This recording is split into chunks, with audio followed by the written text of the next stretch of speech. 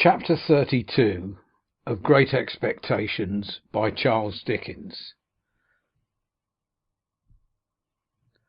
One day, when I was busy with my books and Mr. Pocket, I received a note by the post, the mere outside of which threw me into a great flutter. For, though I had never seen the handwriting in which it was addressed, I divined whose hand it was. It had no set beginning, as "Dear Mr. Pip," or "Dear Pip," or "Dear Sir," or "Dear anything," but it ran thus: "I am to come to London the day after tomorrow by the midday coach. I believe it was settled you should meet me. At all events, Miss Havisham has that impression, and I write in obedience to it. She sends you her regard. Yours, Estella." If there had been time, I should probably have ordered several suits of clothes for this occasion, but there was not. I was fain to be content with those I had. My appetite vanished instantly, and I knew no peace or rest until the day arrived. Not that its arrival brought me either, for then I was worse than ever, and began haunting the coach office in Wood Street, Cheapside, before the coach had left the Blue Boar in our town.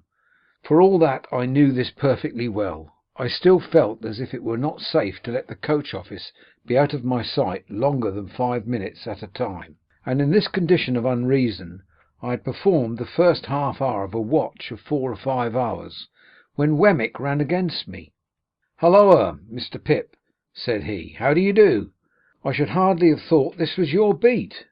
I explained that I was waiting to meet somebody who was coming up by coach, and I inquired after the castle and the aged.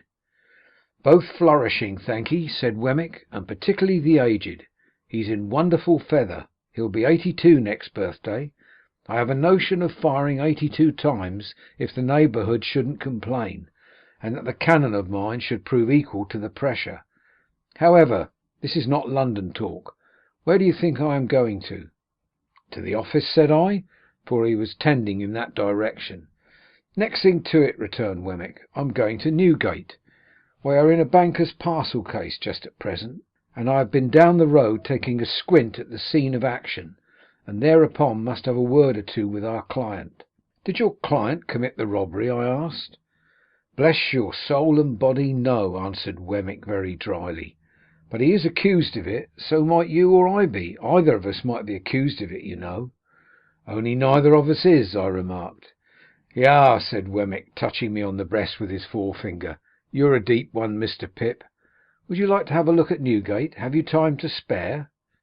I had so much time to spare that the proposal came as a relief, notwithstanding its irreconcilability with my latent desire to keep my eye on the coach office.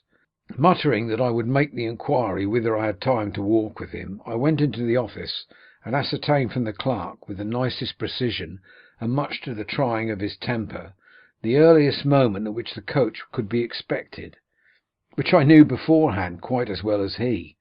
I then rejoined Mr. Wemmick, and affecting to consult my watch, and to be surprised by the information I had received, accepted his offer.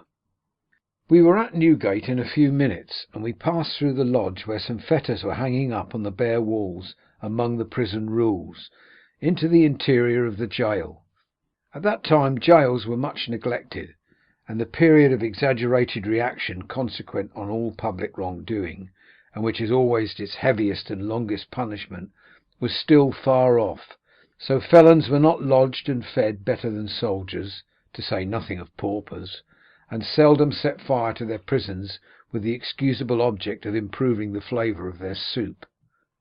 It was visiting time when Wemmick took me in, and a potman was going his rounds with beer, and the prisoners behind bars in yards were buying beer and talking to friends, and a frowsy, ugly, disorderly, depressing scene it was.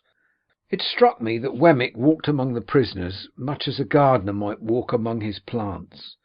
This was first put into my head by his seeing a shoot that had come up in the night, and saying, "What, Captain Tom, are you there? Ah, indeed. And also, is that Black Bill behind the cistern? Why, I didn't look for you these 2 months. How do you find yourself?"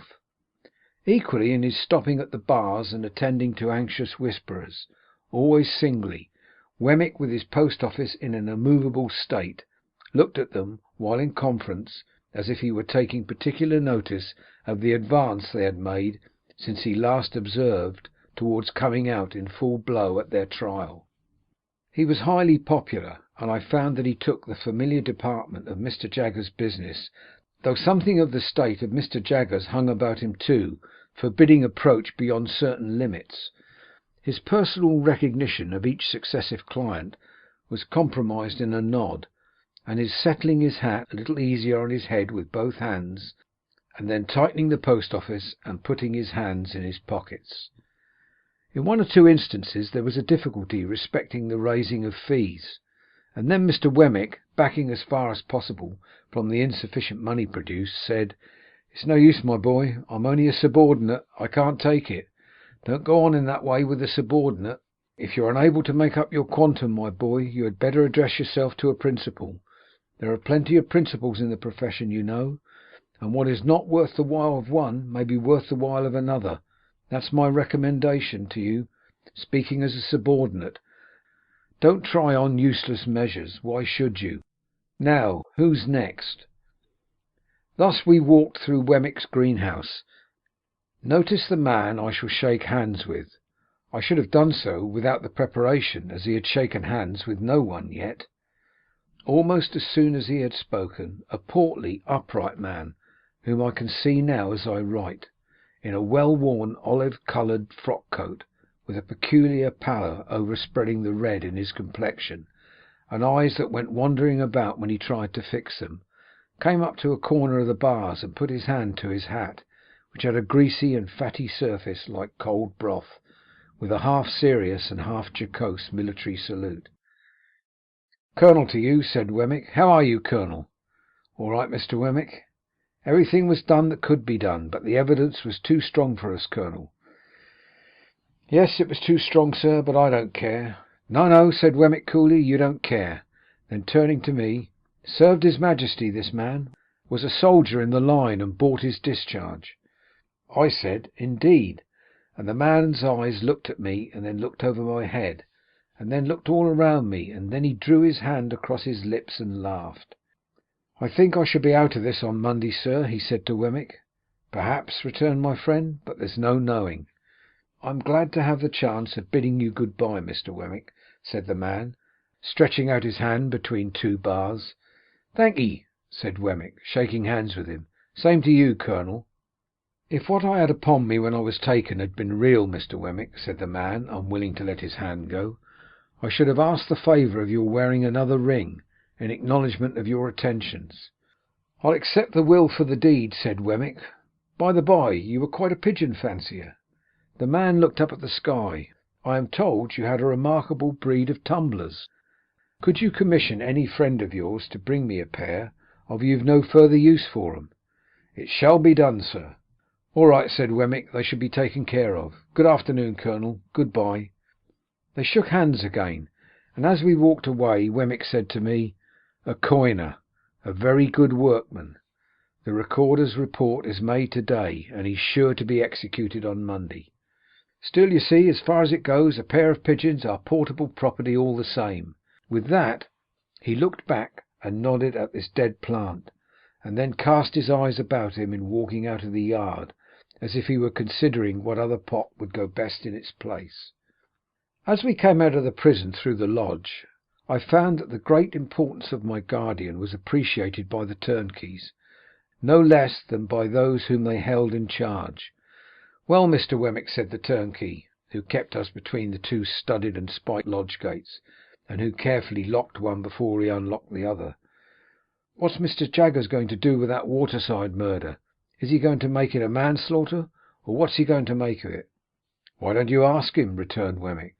"Oh yes, I dare say," said the turnkey. "Now that's the way with them here, Mr. Pip," remarked Wemmick, turning to me with his post office elongated. "They don't mind what they ask of me, the subordinate, but you'll never catch 'em asking any questions of my principal." "Is this young gentleman one of the 'prentices or articled ones of your office?" asked the turnkey, with a grin at Mr. Wemmick's humour. "There he goes again, you see," cried Wemmick. "I told you so. Asks another question of the subordinate before his first is dry. Well, supposing Mr. Pip is one of them, "Why, then," said the turnkey, grinning again, "he knows what Mr. Jaggers is." "Yah!" cried Wemmick, suddenly hitting out at the turnkey in a facetious way. "You're dumb as one of your own keys when you have to do with my principal. You know you are. Let us out, you old fox, or I'll get him to bring an action against you for false imprisonment." The turnkey laughed and gave us good day, and stood laughing at us over the spikes of the wicket when we descended the steps into the street. "Mind you, Mr. Pip," said Wemmick gravely in my ear, as he took my arm to be more confidential, "I don't know that Mr. Jaggers does a better thing than the way in which he keeps himself so high. He's always so high. His constant height is of a piece with his immense abilities. That colonel durst no more take leave of him than that turnkey durst ask him his intentions respecting a case. Then between his height and them, he slips in his subordinate, don't you see? And so he has 'em, soul and body." I was very much impressed, and not for the first time, by my guardian's subtlety. To confess the truth, I very heartily wished, and not for the first time, that I had some other guardian of minor abilities. Mr. Wemmick and I parted at the office in Little Britain, where suppliants for Mr. Jaggers' notice were lingering about as usual, and I returned to my watch in the street of the coach office, with some 3 hours on hand. I consumed the whole time in thinking how strange it was that I should be encompassed by all this taint of prison and crime; that, in my childhood, out on our lonely marshes, on a winter evening, I should have first encountered it; that it should have reappeared on 2 occasions, starting out like a stain that was faded but not gone; that it should in this new way pervade my fortune and advancement.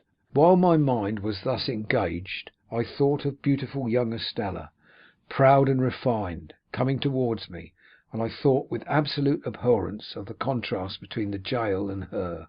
I wished that Wemmick had not met me, or that I had not yielded to him and gone with him, so that, of all days in the year, on this day, I might not have had Newgate in my breath and on my clothes. I beat the prison dust off my feet as I sauntered to and fro, and I shook it out of my dress, and I exhaled its hair from my lungs.